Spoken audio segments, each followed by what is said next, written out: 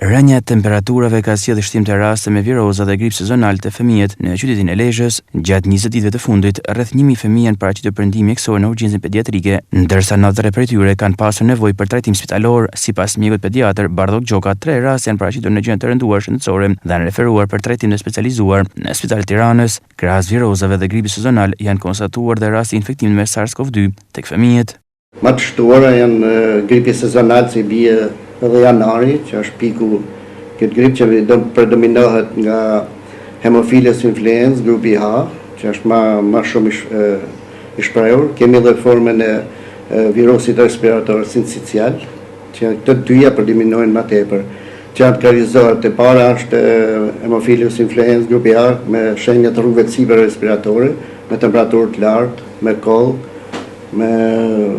me sekrecione rinale, dhe virusi respirator sincicial karakterizohet me infeksionin e poshtë rrugëve respiratore që janë forma më të rënda, sidomos ke bebet e vogla, që kanë me vështirësi në frymëmarrje, me temperaturë të lartë, nuk merr gjirin, me dispne, me cianoz, me ulje të saturimit të oksigjenit, që jemi detyruar të shtrim në spital.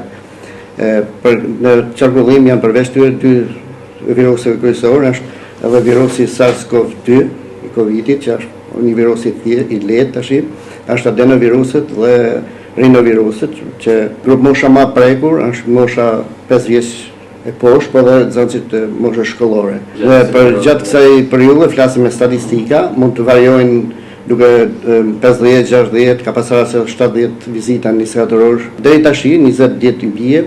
Janarin, flasim për janarin, kemi rreth 1000 paraqitje në urgjencë. Nga këta 92 kemi shtruar në spital.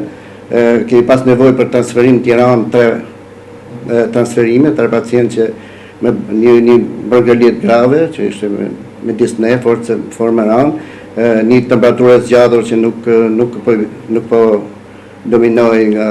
Edhe në përgjithësi kemi përballuar shërbimin 24 orë me shërbim me mbulim me mjek pediatër.